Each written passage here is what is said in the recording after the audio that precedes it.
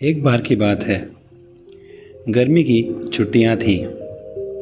यह सोचकर कि शांति से कुछ समय बिताया जाए, पिता ने बेटे के साथ पहाड़ों पर जाने का प्लान बनाया। सामान पैक करने के बाद दोनों पिकनिक के लिए निकल पड़े।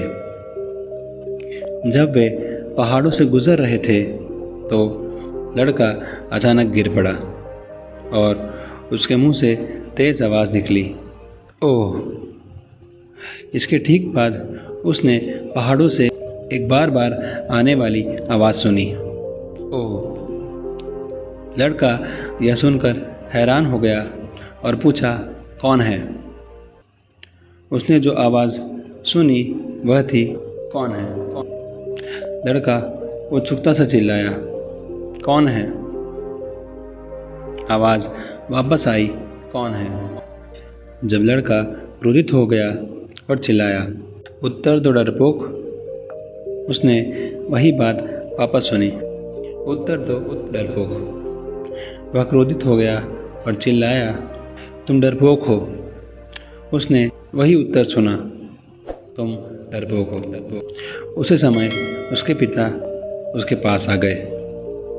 लड़के ने अपने पिता से इसके बारे में पूछा। उसके पिता मुस्कुराए और फिर वह ज़ोर से चिल्लाए, तुम एक विजेता हो। उन्होंने वापस सुना, तुम एक विजेता हो। लड़का खुश हो गया, लेकिन उसे अभी भी समझ नहीं आ रहा था कि क्या हुआ।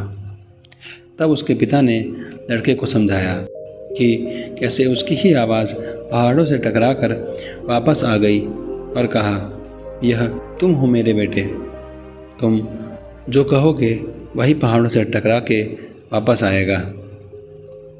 यदि हम अपने जीवन में देखें तो पाएंगे कि हमारे जीवन में भी ऐसा ही है। हम जो कुछ भी प्राप्त करते हैं वह हमारे कर्म का प्रतिबिंब है। हम जो बोलते हैं, जो सोचते हैं, वही हमें वापस मिलता है। हमारा भविष्य भी इसी आवाज़ की तरह है।